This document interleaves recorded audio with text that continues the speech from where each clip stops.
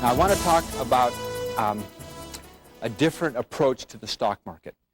If you've heard me before, if you've read my books, I think that to say that I'm on the fringe or I'm on the edge is probably an understatement.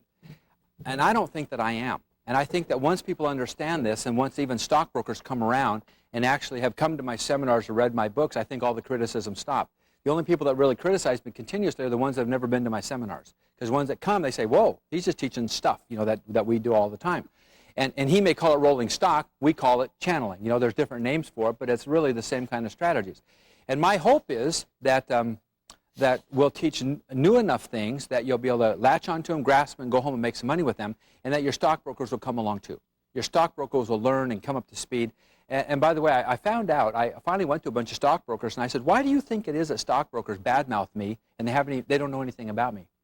He said, Wade, I think that most of stockbrokers don't like you at the beginning because they think if their clients go to your seminars, that you're going to set up brokerage accounts and manage their money and steal their money away, steal their clients away. I said, oh, that's very interesting. And so about 9-10 months ago, we made a conscientious effort in all of our advertising to tell people, bring your stockbrokers with you. We're not going to set up brokerage accounts. We're not going to Y'all see what their fear was? Their fear was because there are companies out there, when you go to their seminars, then what do they try to do? They try to get you to set up an account, pay them $5,000, open up an account, and start trading with them, right? You become a client of theirs. So when stockbrokers realize that we're just here to help them and you be better together, do things better together. And I think as we come up on this next strategy, you'll see the power of these strategies coming together. If we don't get the stock market working for us, then we just have to keep working ourselves. Y'all understand that, I think, right? And I think that one of the things that happens in the stock market is that we go about, our jobs when we get out of college and high school and all that, and we get a job working for $6 an hour, then 15, then 30, and we're trading our time for money, correct? We trade our time for money. I think everybody's been there. And that is earned income, right? And it shows up on our tax returns as earned income, and you can always tell earned income, whether it's working for someone else or even owning your own business, because that's the type of income that you have to pay Social Security taxes on. Conversely, if you're wise, even at a young age, you put a little bit of money into stocks, you put a little bit of money into some real estate, maybe some oil wells, whatever you do, and then you get little checks from your oil well. You get dividends off of your stocks. You get rents off of your income, right, your rental income. And you don't have to pay Social Security tax on that. You get a lot of what is called unearned income. How would you like to get to the point that you don't need any more earned income? That you have enough investments working for you that are earning the money for you then to do whatever you want. Your mailbox becomes your employer. So my job is to move you from a position of relying on earned income and get you to the point where you have unearned income. And also in the stock market, whether that comes from option premiums, from buying and selling the stocks, from selling the calls and selling the puts, whatever it is, it's about building up income. Income to pay the bills. Now, when I die, I want my tombstone to say Wade Cash Flow Cook. It has been that way for 18 years since I wrote my first real estate book. It's been about cash flow, helping people build up their cash flow. It is cash flow that lets you spend more time with your families, is it not? It is cash flow that you pay a bigger tithing or more donations at your church and other charities. That is cash flow. These churches are built with a lot of faith, but they're also built with a lot of hard, cold cash. And if there's anything I can do and my company can do to help you build up that income so you can pick up, so you can live and have a higher standard of living, then that's what we're all about. That's what we're trying to do. By the way, it reminds me of this older couples in a Safeway, or they go into a McDonald's. They go up to the counter and they order a hamburger and they order some French fries and they order a cup and they get an extra cup with it. And they sit down at the table and the husband takes the hamburger and he's cutting it in half and he gives half to the wife, and he takes the French fries and he gives half to the wife, and he takes the Coca-Cola and he pours it in the cup and gives half to the wife. And this other guy sitting there comes up to him and says, I see that you're sharing everything here, but would you mind if I bought you an extra meal? I mean, I'd be happy to do that. And the husband says, no, son, don't worry about us. We've been married for 50 years now, 50 years, and we share everything, 50-50. Everything we do is 50-50. He goes, okay. He goes away, comes back a couple minutes later, and he noticed that the wife is just sitting there not eating at all. He walks up and says, ma'am, are you okay? I noticed that you're not eating. She goes, don't worry about us, son. We share everything 50-50, and it's his turn with the teeth.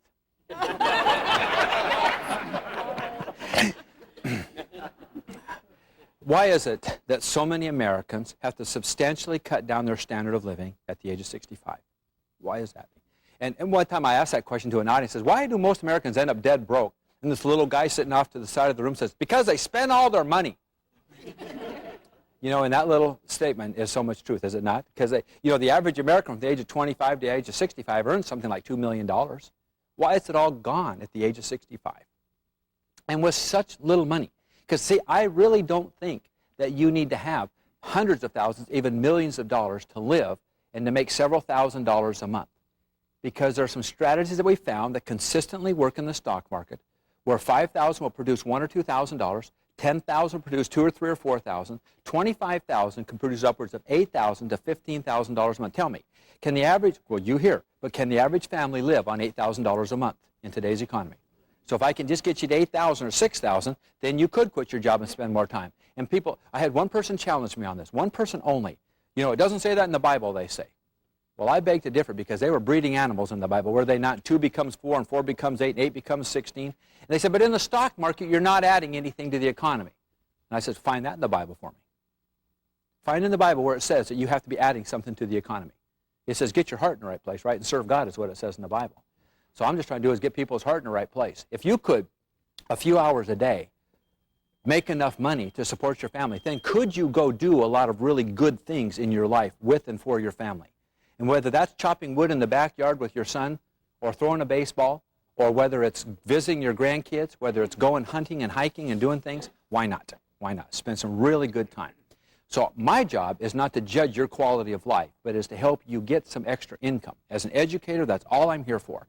And by the way, have you all noticed that if you've been, how many of you have been to the Wall Street Workshop before? Most of you here? Have I ever gotten anything out of what you've done? How many made some good money since you've been to the Wall Street Workshop? Okay, almost same hands. Do I get a percentage of that? Because a lot of people think that that's what I do. That I get these people in my class and they go make money and I get a percentage. I get 5 or 10% of whatever they make. I'll sell you books, right? I'll sell you seminars, but you get to keep all the money. All right. My job today is to help you consistently make more money. When I came in here today, I had a choice.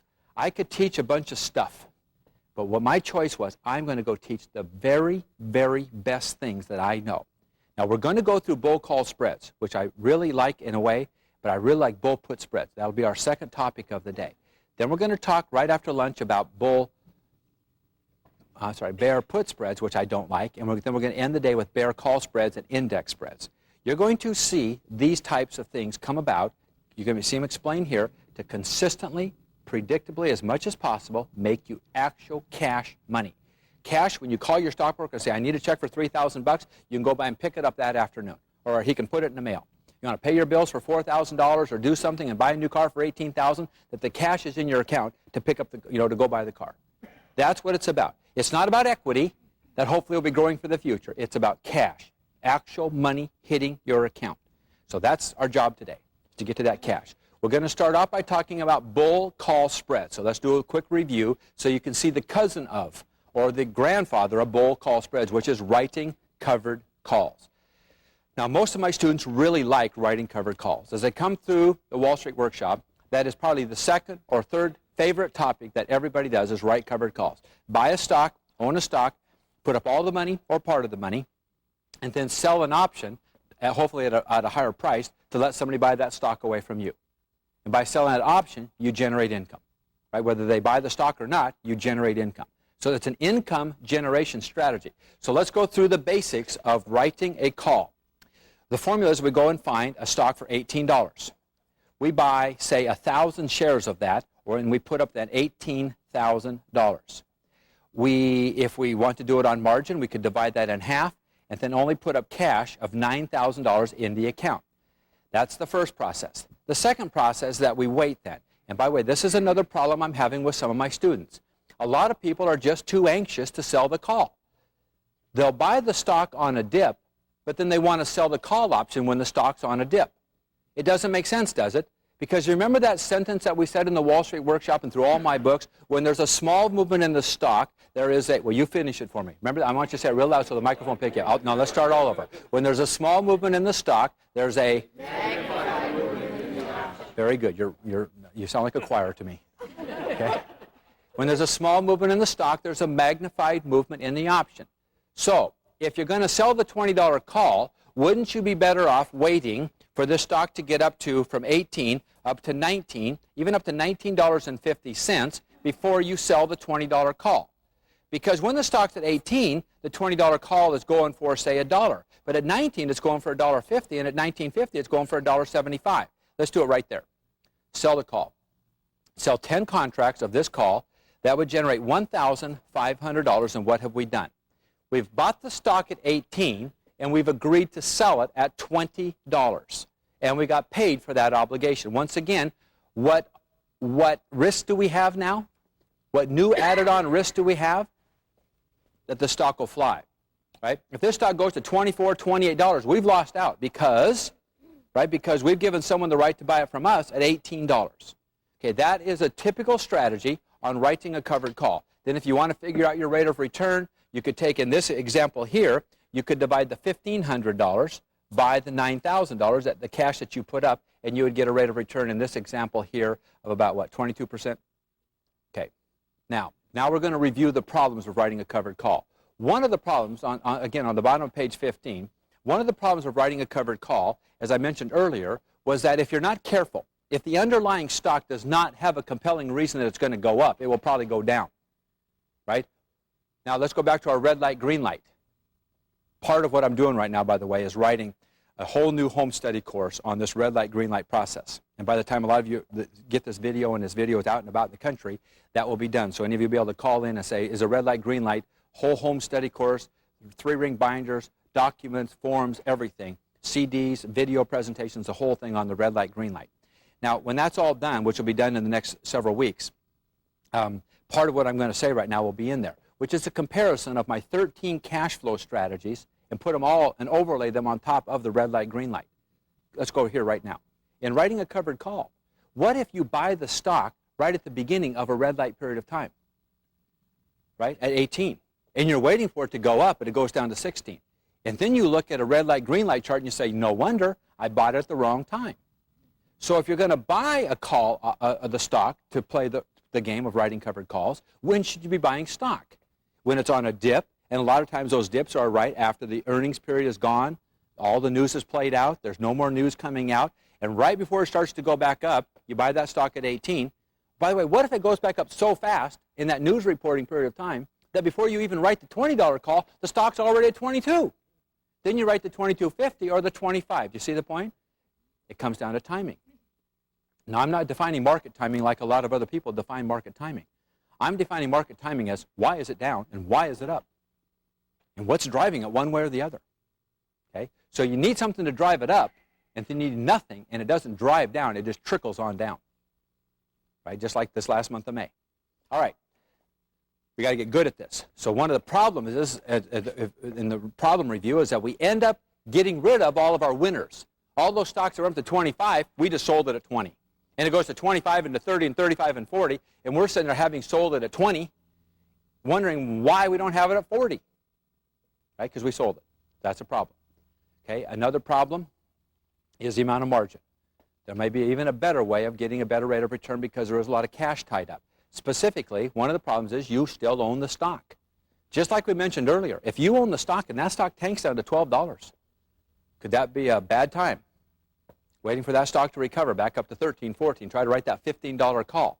It may be a long, hard time to get that stock back up because you still own the stock and that can trickle down. Now, there's a big problem because in writing covered calls, we get our highest premiums, our best rate of return when we do stocks between that $5 and $25 and $30 range.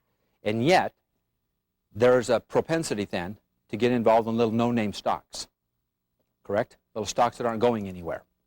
And I contend, when in doubt, always invest in big companies that are widely traded, a lot of volume, and sometimes these $5 to $30 stocks just don't have any volume. Therefore, they leak down very quickly. They're very newsy and they run up, but then they leak back down very quickly. That is another problem with writing covered calls in that price range, so you've got to be extra careful. But can we solve that problem? Yeah, we can. There's a better way to do it, but we need to go through some definitions. So if you'll turn over your page to page 16, we're now going to define the word covered. A lot of you, as I mentioned earlier, have up until this time only had one definition of the word covered, which is, in definition number 1, there I've written these out for you so you don't have to take time to write them yourself. The definition number 1 is, the definition of being covered is that you own the underlying stock. You are long on the underlying stock. and then you're writing a call against that stock position. So if you're getting called out, you're covered. You've got your bet covered because you actually own the stock. Now let's move on to the next definition. And if you don't get these definitions right now, that's okay. The next definition is that you don't necessarily own the underlying stock, but you have an option to buy the underlying stock at a certain price. So let me give you an example. You might write a $95 call. You sell the $95 call. You are obligated to deliver the stock at $95. Why not at the same time buy the $90 call? If you have the right to buy the stock at $90 and you sold to someone else the right to buy the stock away from you at $95, do you see the difference there? So you're buying it at $90, you're selling it at $95. There's a potential of $5 there minus whatever it cost you to buy and sell those options. So let me give you it again. I'll try to say it more succinctly. The second definition of covered is that you not necessarily own the stock, but you own an option to buy the underlying stock. You're long on the option. Okay? You're long on the option to buy the underlying stock. Now the third definition, which we'll get to after lunch today, which we'll get to at the end of the day, the third definition of covered is that when you own a further out option, let's go keep using our same example. You might own a $100 call. Clear out 6 months from right now, even a leap, maybe out a year from right now. You own a call option way out there, and then in the stock's around 90, and then you write some nearer term $100 calls against it. So if you get called out of 100, then you just exercise at the $100 option, the one that you have to buy it, and you deliver the stock. That is called a calendar spread, okay? Where you have a call option on stock that you own that's further out, and then a nearer term, shorter term option that you've sold at the same strike price. And it could even be at a lower strike price too. It doesn't have to be exactly at the same strike price to be a calendar spread. Okay, those are the three definitions of covered. We will use those throughout the day. And from time to time I'll say, now let's go back and discuss, now we're talking about definition number 2. Okay, so for the rest of this day, we're pretty much not going to talk about definition number 1. You've all been there before. You know how to write covered calls. Now we're going to talk about writing covered calls, but instead of using a stock, we're going to use an option to buy the stock. And by the way, is that going to be cheaper or more expensive?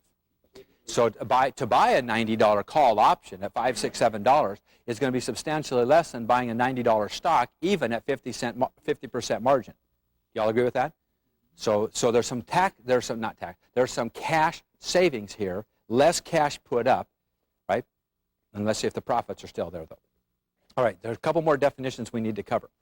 And I don't think that you'll have these definitions down until you write them down very clearly, because there's going to be a little twist here.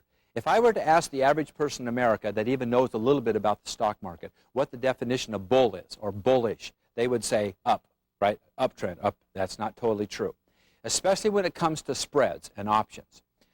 Our definition of bull, or a bullish strategy, will be a stock that goes up or at least stays up above a certain strike price. Let me say that again so you can write this down. See, it's not that it goes up. We don't even have to have a stock go up to be bullish. It just needs to stay above a certain strike price. If we're trying to get called out at 95 and the stock's at 96, we don't need it to go up anymore. We just need it to stay above 95. So let me say it again. A bullish strategy is a hope that or the market, but a stock will go up or stay up above a certain strike price. Conversely, a bear. A bearish strategy is exactly the opposite. A bearish strategy is a stock that we hope that goes down below a certain strike price or stays below a certain strike price. It doesn't have to go down. If we want a stock to get put to us at 15 and the stock's at 14, it doesn't have to go down anymore, right? It just has to stay below 15. Y'all see that? So bearish is that it goes down and or stays down below a certain strike price. All right, now the definition of a spread. Definition number 3. Definition of a spread is really quite simple. It is where we've sold an option and bought an option on the same stock, specifically calls or puts. We have sold a call and we have purchased a call on the same stock. That would be a spread. Give you an example. If we purchase the $80 calls and we sell the $90 calls, that would be a $10 spread. By purchasing and selling an option on the same stock at different strike prices, we have created a spread. Puts. spread on puts. If we sell the $75 put and buy the $70 put, we have created a $5 spread. Again, the definition of a spread is where we purchased an option and sold an option on the same stock at different strike prices. At different strike prices. Now, I'm going to give you we're going to start doing examples of bull put spreads, but I want to give you some clearance here to say it's okay if you don't understand this at first, but very quickly you will start to understand these. And I hopefully today, if you have to get this video package and watch it several times, that's okay. You got to understand, everyone, I was at this 4, 5, 6, 7, up to 9 years, and I was doing bull put spreads, and I was still asking my stockbroker after 5 and 6 years, now, how did I make money on that again? Tell me how I made money. And he said, okay, you bought this one, you sold this one, you get to keep the difference, and month after month after month. So if you guys get it this first day, my hat goes off to you. This is some pretty technical stuff. And so sometimes you need to hear it once, right? Practice it and do it, see some examples. So that's what I've chosen to do today. Instead of just standing here explaining, we're going to do examples. And if you don't get it, we're going to do another example. And if you don't get it, we're going to do another example. And one by one, I may get 5 or 6 of you every example, but by the end of this time, every one of you are going to get it. Okay? But we're going to do it by example. All right. So, are you ready? You want to get a stockbroker on the phone? Or a trading department? Okay, here we go. On page 17. Now, while they're getting a stockbroker on the phone, I want to just mention, or our trading department, I don't know who they're going to call, but I want to mention to you something. I've been studying spreads. There are 4 types of spreads that I've been studying. And I know these things inside out. I love these things. I've done hundreds and hundreds and hundreds of these transactions. And the more you do you get better at it? And it's not that it gets easier. Well, it is that it gets easier. But it's not that the job gets any easier. It's that your ability to do it gets better. So the first couple of times, as you start to go through this learning curve, just like anything else you've ever done in your life, the more you do, the better you'll get at it. You'll start to figure things out, little angles to it, how to place your orders a little bit better, and you'll get better at it over a period of time. I'm trying to speed you along that learning curve here today. But I got to tell you about a quick story while they're getting somebody on the phone. Something very disappointing happened to me. Several months ago, I was in a bookstore, and I bought the Bible of all Bibles of spreads and options. This thing was this big. It's an unbelievable book. Unbelievable, just unbelievable. So I would sit there and read every paragraph 4 and 5 and 6 times trying to understand one paragraph. You ever had one of those books like that? It was so tough to understand. And this guy had 27 different kinds of spreads. My goodness, my heart was just in my stomach. You know, I've been studying these things. I know these things inside out. There's a bull call spread and a bear call spread. There's a bull put spread and a bear put spread. That's it. There's 4. But this guy in this book, he would go on 18 pages on a double dip butterfly spread and all this weird stuff. Man, this guy had so many things. And I would read these things for like 18 pages trying to understand it, seeing these charts and graphs. And I was just till I was sick because I couldn't understand it. Then at the very end, he'd say, these spreads are not available to the layperson. Only floor traders can do these. You guys are like playing. And then I would read another one, some other really weird spread. And at the very end, so then I started flipping through. And out of 27 spreads, guess what? There were 4 that said the lay trader could do it. Bull put spreads, bull call spreads, bear put spreads, bear call spreads. That's it. Now you can do those against stocks and you can do those against indexes. And there's a place for each one of them. There's a bullish strategy when you think the stock is going up or staying up. There's a bearish strategy when you think the stock is going down or staying down. That's it. Do not make life complicated for this cab driver. Right? People say, you know, you understand all this stuff. I said, yeah, but, you know, I have to work harder than everyone. Okay? I don't think I've ever shared this story. I'm going to share it really fast before I get into this, so it'll give some of you hope that don't get it the first time. I do this with teenagers. Whenever I get in front of teenagers at our Youth Wall Street workshops, I tell this story, so I can give some teenagers hope too. You know, I did an IQ test. People say I'm so smart. I said, no, I don't think I am. And sure enough, I'm just slightly above average. I'm just slightly above room temperature IQ. You know, that's just, and if I make any money, if I do anything, it's because I work harder than anyone. Let me just tell you a quick story that happened in my life that was a life-changing experience in my life. I had a very, very fortunate experience as a young person to be able to go as a missionary for my church over to Japan. And I love being there. I went for over a year without speaking English. And I learned all the Toyo kanji. I learned how to write it and read it and all that. And it was a great time. To study Japanese, I had to go to 2 months of a school. When they got there, they divided us. There were 48 of us in this group who were going as missionaries. And when they got there, they divided us into groups. And I got put in the smart group. I was in there were 48. So there was going to be 12, 12, 12, 12. And I got put into the Yama group. That's Yama. That means mountain. Top group. Big group. Tough group. And I guess what happened is when I got there, I learned how to say, hello, how are you? And I was just learning these words on the bus going to the school. And when I got there, I was talking to a couple of teenagers, and I said, Ohayou gozaimasu, konnichiwa, and I was talking Japanese. They thought I was smart. And those are the only words I knew. I didn't even know what they meant. but they thought I was cool. So they stuck me in the smart group. And it was amazing because we all went through this group. See, here was a smart group, and then the second smart group and on down, and these were the slow people, the ones that weren't supposed to do very well. And it was just amazing because at the end of 2 weeks, this was an 8-week course, at the end of 2 weeks, they gave us a test. Shiken, the test. It was so amazing. Everybody in Yama, everybody in the top group got between a 90 and a 100 and got an A. And everybody in the second group got between 80 and 90 and got a B. And everybody in the next group got between 70 and 80 and got a C, and 60 and 70 and got a D, and I got a 54. I got the lowest score. Then I found out, by the way, this was like the 8th class that had gone through. I not only got the lowest score in my class, I got the lowest score for all 8 classes that had ever gone through this course. I tell you, I had to go walk about 2 blocks across this college campus to the president of the college, the dean of the college's office. That 2-block walk was like 18 miles to me, just dragging all the way. And I got in front of him. Luckily for me, we had the same last name.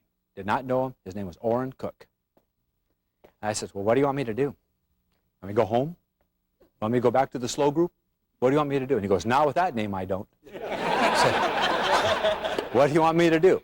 He says, I want you to study harder and work harder and do double what they ask you to do. If they ask you to memorize 8 words a day, you memorize 16. If they ask you to memorize 3 sentences a day, you memorize 6. If they tell you to read 1 chapter, you read it twice or you read a 2nd chapter. If they tell you to memorize this page here, you memorize 2 pages. Whatever they tell you to do, whatever your teachers instruct you to do, you double it. I said, well, does that mean that I have to double what you're asking me to do right now? So if they ask me to memorize 10 words a day, I got to memorize 20, now I got to memorize 40. He says, you're starting to catch on. So I went back, and while all the other missionaries got up at 6, I started getting up at 3 and 4. When they went to bed at 9 and 10, I was going to bed at 11 and 12. They were so angry at me, I had to sit under my covers with a flashlight so I could study. When they all walked over to the cafeteria, I was studying. When they were kibitzing at lunchtime, talking at the table, I was studying. When they went out 3 days a week and played soccer, I sat on the side of the grass and studied. And by the way, when we took the last test 2 days before we left there, I scored a 98. I was the highest score in the class of 48 people. I memorized all 94 pages of the lesson material, and I was the first one to finish memorizing it all. And it's not that I was smarter, because there were 20 people in that group that were smarter than me. It's that I outworked them. So when you hear the stuff about don't work harder, work smarter, hogwash. You do both. Work hard and work smart. Okay? But I am so tired of the stuff that goes around. So I share this with the kids. I'm sharing it with you here today. If you don't understand this and you're trying to do 3 or 4 trades a day, your paper trades to practice, do 5.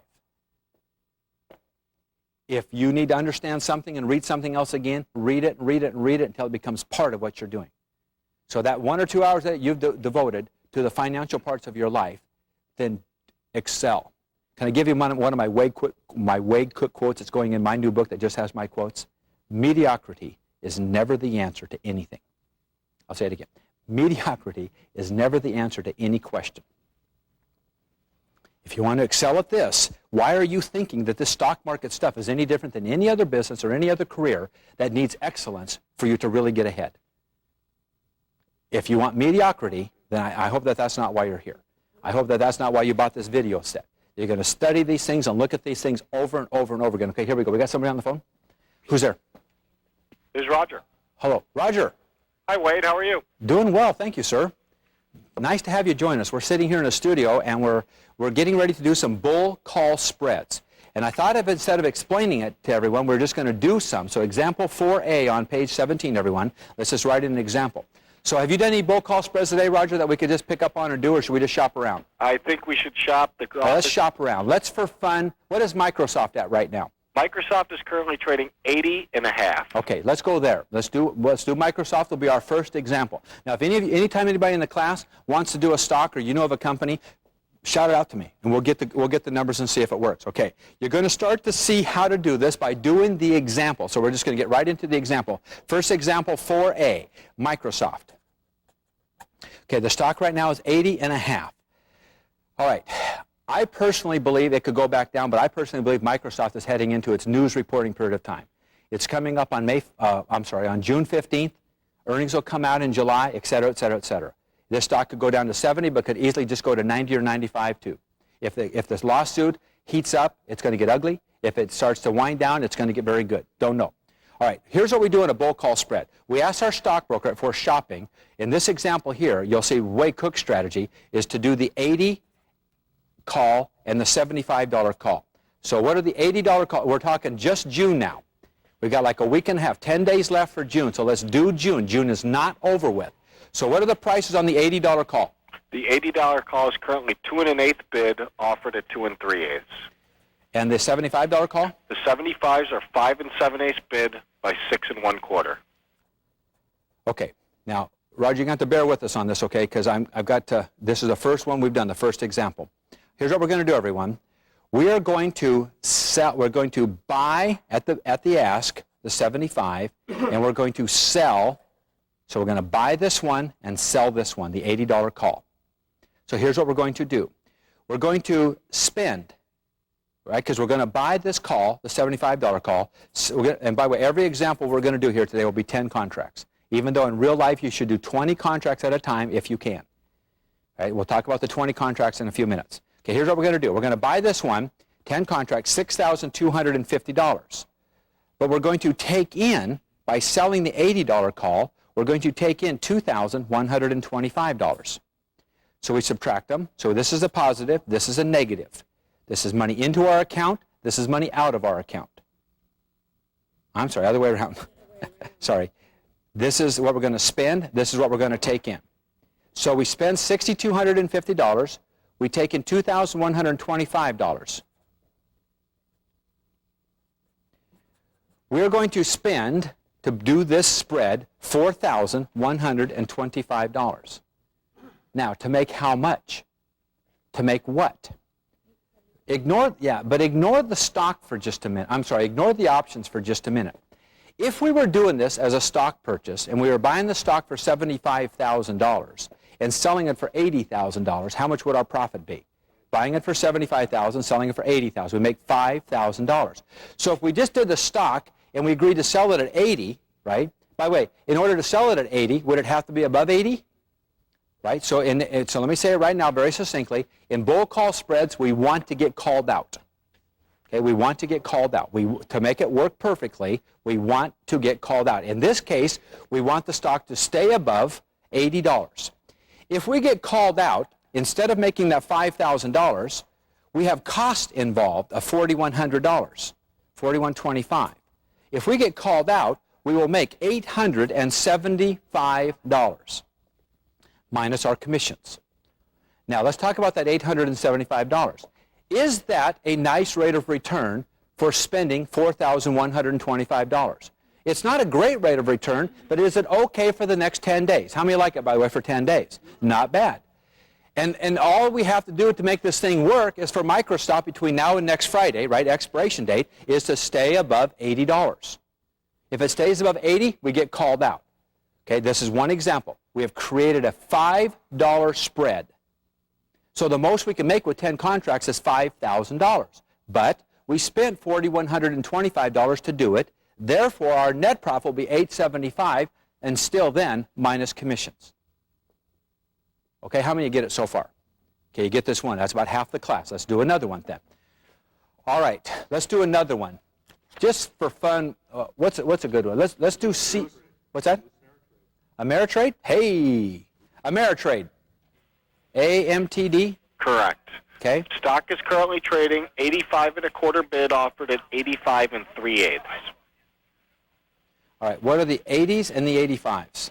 The $80 calls are currently 9 1/2 by 10 1/4, and the $85 calls are 6 1/2 by 7 3/8. Okay, here's what we're going to do, everyone.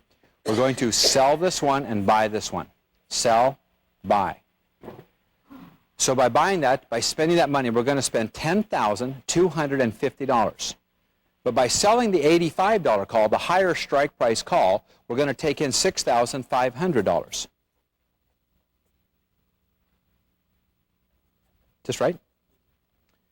All right.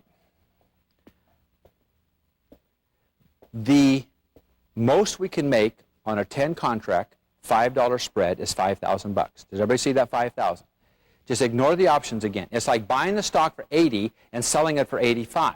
If we're doing 1,000 shares, that is $5,000. But it cost us money to put the spread in place. In this example, it cost us $3,750 to make 5,000. So what will our net profit be? This is cost. This is our gross profit, if you will. What is our net profit? It's the difference between them. What is it? $1,250. How many think that's a pretty good trade? I think it's not bad. 10 contract, $5 spread. Okay, I'll just keep saying that until that sinks in. 10 contract, right? We're doing 10 contracts, a $5 spread. Is $5,000, is it not? What is 10 contracts at $5, by the way? 5,000. So that's our profit. If we get called out at 85 and we purchase it at 80, we're going to make $5,000 if we're doing 1,000 shares, or 10 contracts times 100. So there's our 5,000. But it cost us $3,750 to do the spread.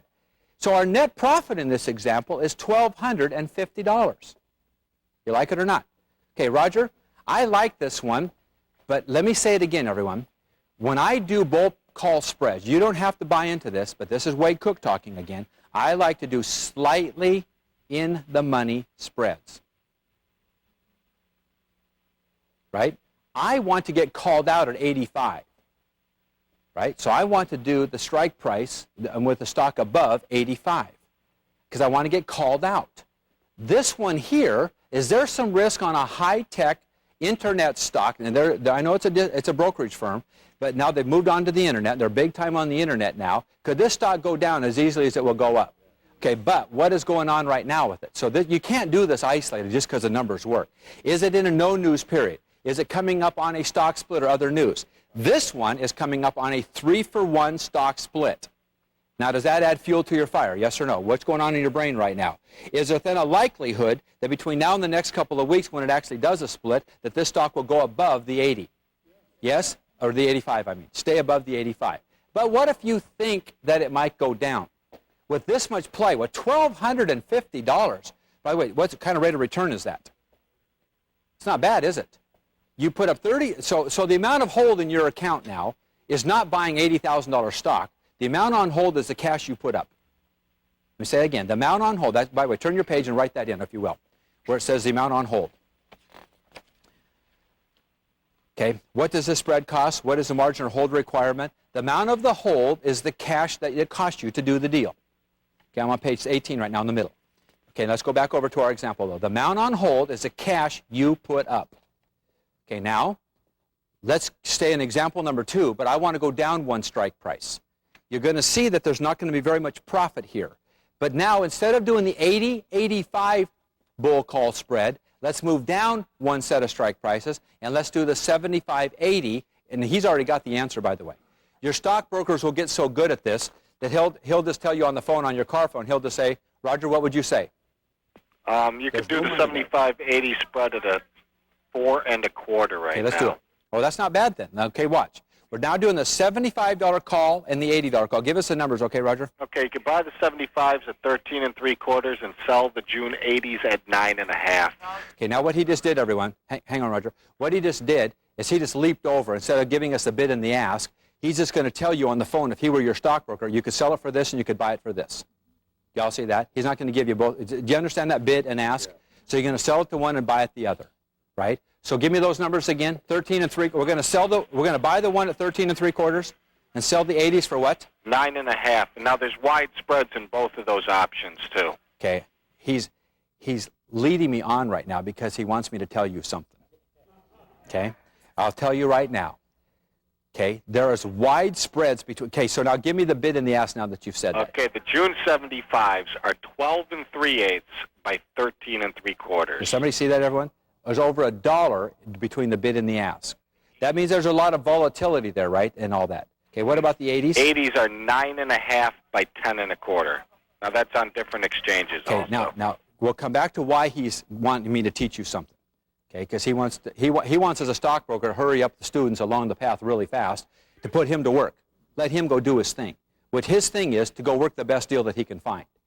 Look at, if there's a 12 3/8 bid and a 13 3/4 ask, is there somebody making some good money in here? Yes or no? Yes.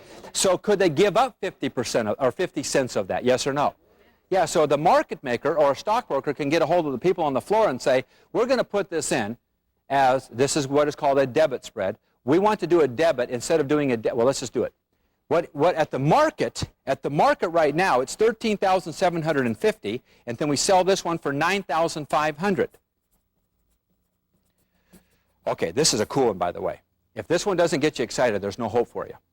Okay? Because in this one here, you're spending $4,250 to make how much net profit?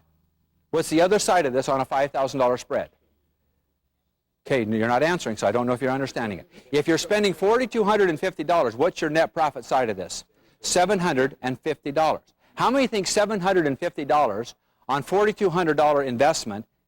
See, now, upon the expiration, you're going to get your $4,250 back, right? You're going to free that up and keep another $750. How many think that's a pretty cool return on your money? Okay, because we're going to compare something here in just a minute. So $750 on $4,200, it's not quite 20%, but what is it? Anybody got a calculator? 16.5%? Good or bad? Where are you guys? Not bad. Now, is there a high likelihood that you will get called out of this at $70? I'm sorry, where are we? At 80. Is there a higher likelihood, if the stock's at $80.50, is there a higher likelihood now that you get called out at 80 as compared to the 85? So you've got more protection but less profits. Remember, the greater the risk, the higher the profits, the lower the risk. So now you're saying, golly, this stock has got $5, $6 of padding from right 85, 86 where the stock is today, clear down to 80. Right? Because all I do between now and next Friday, we're only talking 10 days here. We're talking $750 of money between now and next Friday if this stock just stays above $80. It is coming up on a 3-for-1 split. So which one do you like better? Because some of you here have got to like that 80-85, right? We're going to make $1,250. But is there a higher likelihood that you may not get called out and make all that $1,250? Because can that stock easily dip below 85, yes or no? But to run down another $5, it could. It's a high-tech stock. It's an internet stock. It could. So these are the things you have to weigh out. And if we don't wrestle with them here in class, where are you going to have to wrestle with them? So we need to discuss them right now. Okay, so let me ask you as an instructor now so I can kind of get a feel for what kind of class I have here. How many of you like this one? Only making $750, but having that nice protection down to 80. How many like the 750 on 4,200? Or the comparison is the 80-85. Make 1,250, but a higher likelihood that it may not work. Nobody like this one? Okay, a couple people like it. If you think that it's going to go up, you make more money here. Hey, Roger? Roger, what do you think the class voted for there? I would vote for trying to do the 75-80 at about $1 myself. Yep. I mean, or at $4, I should say. See, he's trying to get me there again. Roger, you're just a needler, aren't you? All right, let me tell you what he's saying. If there is big activity in this bid and the ask on each of those, the market maker, the options market maker has a lot of play. Can I tell you a few things about options market maker, first of all? Now, Roger's office, the guy I'm talking to on the phone, he's in Chicago. He's right upstairs from the CBOE. They're in the same building. They go down there. They know people down there. They go to lunch together. They talk to the options market maker. They know these guys. Correct me if I'm wrong, Roger, but options market makers like spreads. Yeah, they like spreads, certainly. Why? Because they got buyers and sellers for the same stock. Y'all see that? They got two people on each side of the position. They like them. And they like 20 contract deals. They'll go right to the head of the list on the 20 contract deal. For example, do you know most of you, if you call your stockbroker and say, I want to do 8 contracts, I want to do 8 of these, they'll say, okay, I got to put you on hold or I'll call you back. They got to hang up. They got to call it in. Anything that's less than 20 contract increments, they got to call in and work through almost a different system. If most stockbrokers now have computerized trading, they can go right to the floor with a 20 contract deal. Y'all see that? It goes right in there. Now, here's the point. You don't have to take it at 75 cents. You don't have to take and spend that $4,250. You can say, I want to do this deal right here, this 75.80 bull call spread, and here's exactly the verbiage you use. You've got your stockbroker on the phone, and you say, I want to do the Ameritrade $75.80 bull call spread for June with a net debit of $4. You're going to spend $4, right? That's all you want to spend. You're going to put a limit order in, if you will. You're going to limit the amount of money you're spending to put together a $5 spread at $4. So it's a net debit. Debit means you're spending money. Credit means you're taking in money. A net this is a debit spread. A net debit of $4. So what do you make now? If you're taking in 5, what do you make now? $1,000. You make $1 for each one times 1,000. You like it now? So that's what Roger's been leading me to try to get to say to you, but I wanted to come up with it slowly. Let the stockbrokers do the work. Tell the stockbrokers, hey, I'm not very happy with that one, right? I need a little bit better price. Is that fair, by the way? And let them work the price. And by the way, this is one of my major peeves right now about all these people that are doing internet trading. I've never seen one internet, maybe in the future, where you can really manipulate and get into your computer and do that kind of stuff, where a computer will get you into a good trade.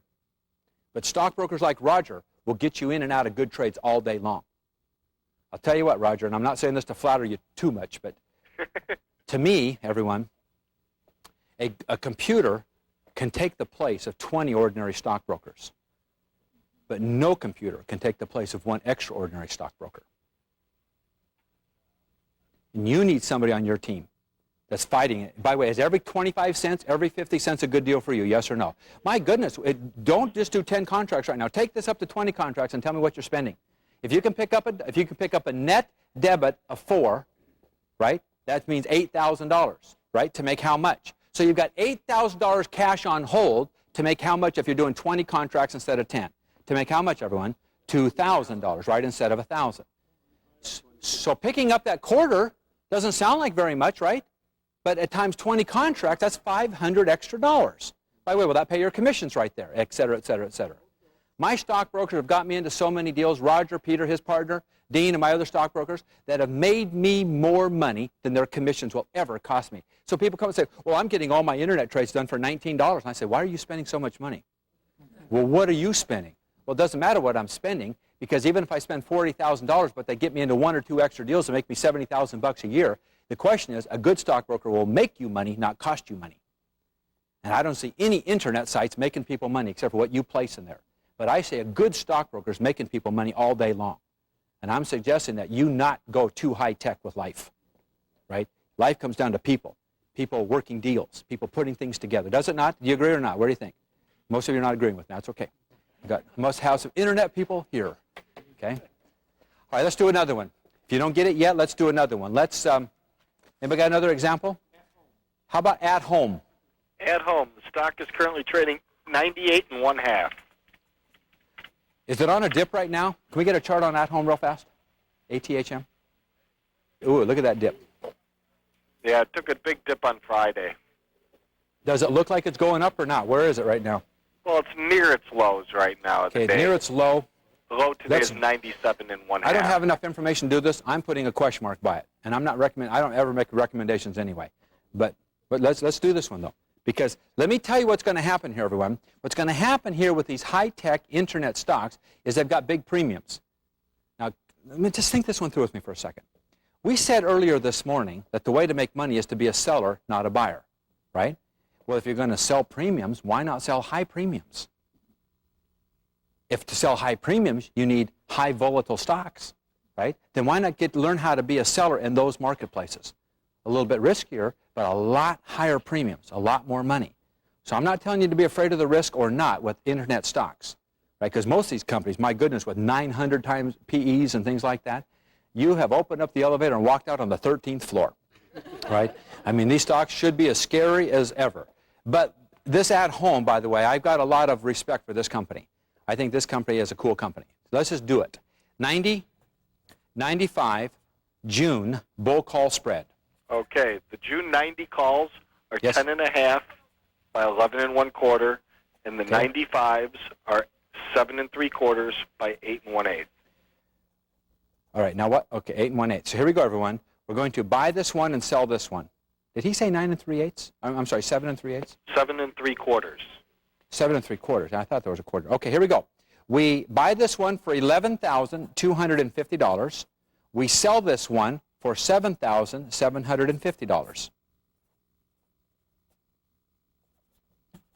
All right, for 10 days, we're going to spend $3,500 and make how much if this works, if it stays above 95?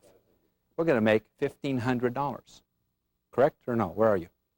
Yes, $1,500 on $3,500 cash out of our pocket. How many think that's a pretty good deal, but it's on a high-tech stock, too. It's on an internet stock.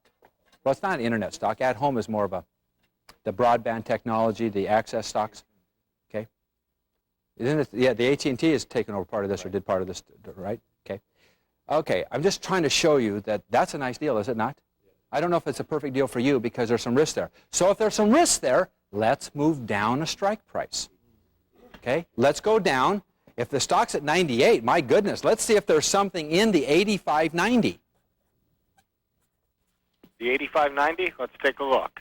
You'd buy the 85s. The 85s are 13 7/8 by 14 5/8, and the 90s now are 10 1/4 by 11. Stock has ticked down about a half a point Okay, since we started. so let's quickly do this. We buy this one, we sell this one. $14,625, $10,250. Okay, we spend $4,375 to make $625, a 5/8, right? $625 on $4,300, but this stock would have to drop $8 below the $90 for us to get in trouble, to not make money with this deal. Less money, but less risk, right? Because it's a lower strike price. You see how this works? Okay, let's do one more, and then we're going to move on. Okay, Roger, let's just for fun do IBM. IBM, certainly. Stock is currently trading, let's see, 117 1/16 by 117 1/8. The last trade was 117 1/8. Okay, let's do the 110, 115 June bull put spread. Okay, the June's bull call spread. Bull call spread, sorry. Okay. Oops, bull call spread. June 110 calls are 7 3/4 by 8 1/8, and the June 115s are 4 bid offered at 4 1/4. Okay, here's what we do. We buy this one, we sell this one. Buy, sell. $8,125. We sell this one for $4,000. Right? We spend out of our pocket cash $4,125 to make $875 profit on the $5,000 spread, the $5 spread. What do you think? And as long as IBM stays above what are we okay in this example? What? The 115. Now we can move down. We're probably not going to get a lot out of the 105, 110. But as long as IBM stays above 115, so what we will do, to reiterate, we will spend cash out of our pocket in our accounts, $4,125 to make $5,000, which will leave us a net profit of $875, okay, after, before commissions. Okay, Roger, I'm going to let you go. We'll call you back in a few minutes for some bull put spreads, okay? You bet, I'll be here. Thank you, sir. Now, we got a problem here that hasn't met the eye, so stick with your manual there and let's go through the problem. You've gone through a bunch of these examples, but now comes up a problem. On expiration date, I'm up at the top of page 8, page 19. Okay, let's go back to page 18 and go through the rules, number 6. All right. Now, let's go back up to the top of page 18. We've eliminated the risk of writing uncovered calls, have we not? Because this time we're not uncovered. We've sold that $95 call, but we bought the $90 call. So we're not uncovered anymore. We're covered, but with an option. Okay? What is the amount on hold? What is the margin in our account, if you will? It's not really called margin. But what is the amount on hold? Is the cash that you put up to do the deal. Okay, you got to write that down. Did you already get it before? The cash that you put up to do the deal. Now, what are my rules? Again, these are just Wade Cook rules to help you stay out of trouble and to keep you consistently making money. Do these bull call spreads slightly in the money. If the stock's at 98, do the 90-95s. If the stock's at 118, do the 100, 115, or the 110s, 115s. Y'all see that? Give yourself some padding.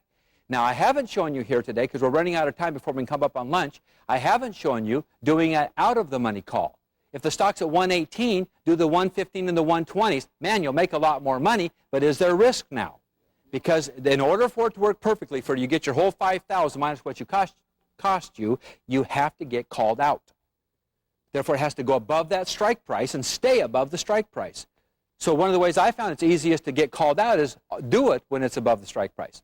Take in less cash now. Take in less profits, but more security. So I'm doing them slightly in the money. I'm always looking for a stock for the next strike prices down. Now, the next thing is to do is to shop around, move up and down, just like we did today. If you think that the 90.95 is a little bit too risky, then go down to the 80.85, right? Shop around. What if you still don't like it? Get on to another company. We rejected a whole bunch of these on the way here today because they just weren't right. So you get on to the next company, looking at where they are in that timeline pattern. If they're going to go up, are they going into a stock split? Are they in the earnings reporting season? You know what companies work well. All right, now, there is a problem with this. Let's go up to the top of the next page. Let's look what happens. On the expiration date, tell me what happens now if you get called out.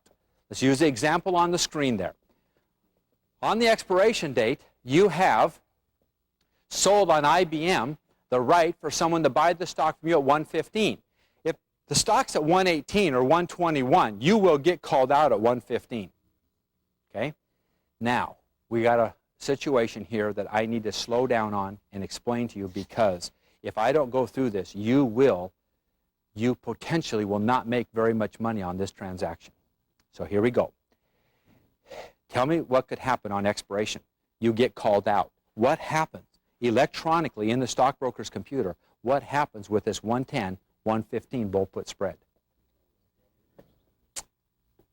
You're going to get exercised on at 115, right? You're going to get called out at 115. And then you exercise on the other one, the 110. Sounds easy, doesn't it? What happens if you have a naive stockbroker, a stockbroker that doesn't know very much about this? And by the way, I'm going to address some remarks to your stockbroker here in just a minute that you'll be able to fast forward to this part of the video and go in and play this part just for your stockbroker. Okay? The commissions. I'm serious. I'm going to address your stockbrokers here in just a minute. I'm going to introduce myself, tell them who you are, whoever it is that gave them this video, and to try to get you out of trouble. You have two sets of commissions here. You have a commission on the 115, and you have a commission on the 110. But what if your stockbroker unknowingly exercised on the stock and bought the $110,000 worth of stock and sold the $115,000 worth of stock? Tell me what the commissions could be in your account on a $110,000 trade. Simultaneously, though it's happening, what would be the commissions? Could they be horrendous, by the way? Could those commissions on a $100,000 deal be $300, $400, $500, $600, yes or no? Well, tell me, if you charge us $300 or $400 on one and $300 or $400 on the other, what happened to your $875? So if they exercise and do a stock transaction, you're probably going to lose all or most of your profits. No good. So your stockbrokers have got to do an option swap. They've got to substitute the options for the stock and not exercise on the stock. And this is very easy, because anybody in the know, any stockbroker that's been around the block for about a year will know, and their trading department will know this. Stockbrokers have available on this transaction what is called SDS. SDS, same day substitution. I guarantee you, when you go home and tell that to your stockbroker, he will tell you, sorry, that cook guy's full of beans, it does not exist. Every one of your stockbrokers, especially ones that haven't been around for very long, will tell you that there's no such thing as SDS. You will say to them, please call your trading department, please call the floor, and they'll call the floor and find out that it does exist. They just don't know about it. Here's the point. They can substitute the options for the stock. There's no stock transaction. Instead of getting called out at 115, they just exercise on the options, right? They don't exercise, I'm sorry. They just substitute the options. It's called same-day substitution. And I have stockbrokers arguing like crazy, but as soon as they find out about that, they usually thank us, or they'll thank you. But they're going to think you and I are crazy until you show them SDS and what it means. Substitute the options for the stock. Now, I'm sorry, but I still got a problem. If a typical stockbroker charges you commissions, $40, $50, $60 on each, the 110 to buy it, and $40, $50, $60 on the 115 to sell it. And then, when you get called out on expiration date, they charge you another $40, $50, $60, plus another $40, $50, $60, whatever they're charging you. Now you've got 4 commissions times 60 bucks. How much? 240 out of how much was your net profit here? 875. Pretty soon there's not very much profits left, and you're saying, why am I doing this? Because the only ones getting richer are the stockbrokers. Here's what you got to do, this is the middle point. And this is such a very, very, very, very important point that if you don't do this, and if your stockbroker will not do this with you, that you probably should not be doing bulk call spreads with that particular stockbroker. You've got to simply ask them if they will only take commissions on one side of the deal. Well, you put commissions in place when you're putting a bulk call spread into place, but not commissions when you are having it unwind or come out of it. Now, is this true in real estate, by the way? If you've got a real estate agent that's helping you find houses and helping you sell houses, what if they take commissions on buying the house and selling the house? Sometimes there's no profits left for anybody except for them. How about a real estate agent that will send you all kinds of people to buy your houses from you, but they don't charge a commission? They only charge a commissions on the houses they find you. That's what I used to do, by the way. You see my point? And if an agent wanted both commissions, there was no money there. So you got to go to your stockbroker and you got to do this. Let's say your stockbroker's name is Jim. Jim, I need you to take the commissions going in, and I'd like to get a preferential rate on those too, the commissions going in, but no commissions coming out of the bulk call spread. When it unwinds, you just basically have to do it for free.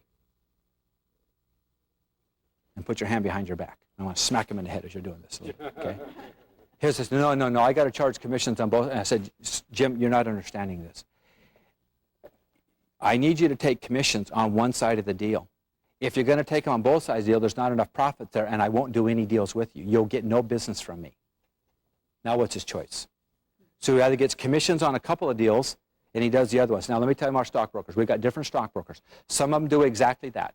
They'll just charge commissions on the going-in deals. But most of our stockbrokers, if the commissions are 60, they've divided them up to 30 and 30. Y'all see that? So they're charging the commissions on both sides of it, but it's a reduced commission. Y'all see how that works? So they're charging 60, so now the equivalent of it's 120 bucks for a round-trip deal to do the whole deal. Y'all see that instead of 240. Now is that better, by the way? 120 on 875 instead of 240. Do you see the point? So you've got to ask them that. You've got to ask them to take commissions. And if they say no, what did they just lose, by the way? If they say no, what did they just lose? All your deals, all your business, and you'll go find somebody else that will do it. And I guarantee you, by the end of the day, you'll find somebody who will take commissions on one side of the deal. You just keep looking until you do. That's their choice. They don't have to do business your way, but give them that choice. And you don't have to do business with them if you don't like their commissions. Okay, so just keep that in mind. All right, now we need to change gears. What happens if you don't get called out? Well, let's think it through. You have sold the 115 calls in our example, the $115 IBM calls, and you own the 110s, right? And you bought the 110s for 8 and an 8, and you sold the 115s for 4. This was IBM, our example again. Now what happens, here's the question. The stock was at 118. If it goes up to 121, 130, cool. Man, you're in the money, right? You're going to get called out and everything's just fine. You're going to make your $875 on your 41.25. That is a neat deal. But what happens if the stock drops down to 114? Whoa. If the stock's down to 114, you're not going to get called out. Right? You're not going to get called out at 115. Now what happens? Now what happens? Well, sometime around the expiration date, now you have a couple of choices. By the way, what happens if this thing just drops to 105? I don't think we've really covered that yet. What if it drops to $95? What is the most you can lose here? We've never really covered this yet on a bull call spread. The most you can lose in this example is $4,125. And if that's not your risk money, your aggressive investing money, you shouldn't be doing bull call spreads. The max you can make is $875. The maximum you can lose is $41.25. Do y'all understand that?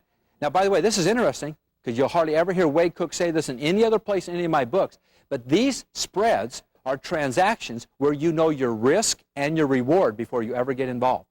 You cannot make more than $875 in this deal. Do y'all understand that? Because you sold someone the right to buy it from you at 115. So you know your maximum reward is going to be $875. But if the stock just tanks and you don't get called out, it's going to be the most you can lose is way down there, right? I mean, it's this 41.25. Now, what if it just goes to 114.50 or 113.50 or something like that. Well, getting close to expiration, what could you do? You've sold the 115. Could you wind out of this deal? You could buy back the 115 for the sole right of selling the 110s, whatever they're going for. What if whatever it cost you buy back the 115 and to sell the 110s is $3,000? So how much did you lose now? You lost $1,125. What if it cost you about, it costs you what you sell them for and what you buy them for, and you net back into your account $4,200, $4,300? What happened? You just got out of the position at a break even. So if it drops below 115, you've got some concerns. You understand? That's why we only do these on stocks that are doing what? Going up or going to stay up above a strike price. Y'all catch the importance of that now? Because we can lose all or part of that $4,125. Now, we hardly ever lose on these because we're so very careful. And just because it goes down does not mean that you can't wind out of it. Sell the 115s, buy back the 115s and sell the 110s. Winding out means what again? As a rehearsal of our definitions, winding out means what? To do the opposite of what it did to wind in. What did we do to wind into this deal? The 115, 110. We sold the 115 and we bought the 110. Now what are we going to do to wind out? We sold the 115, now we're going to buy it. We bought the 110, now we're going to do what? Sell it. See how that works? So you just have to weigh this out. And what if like a week before expiration, it's down below the 115, but you think it's going to go back up above 115 before expiration? Do y'all see that? Nothing's in an isolated vacuum, is it? It's, so if it goes down, the question is, well, is it going to go back up before expiration? Right? So there's still a lot of questions there. The best thing to do is only do these when you're absolutely certain they're going to go back up, or don't do them. Don't do these as a risky deal. Don't do these to gamble. These are done to be sure deals. Right? When they're going to go back up, when they're heading into a split, when they're heading into something like that, where you know they're going to go back up.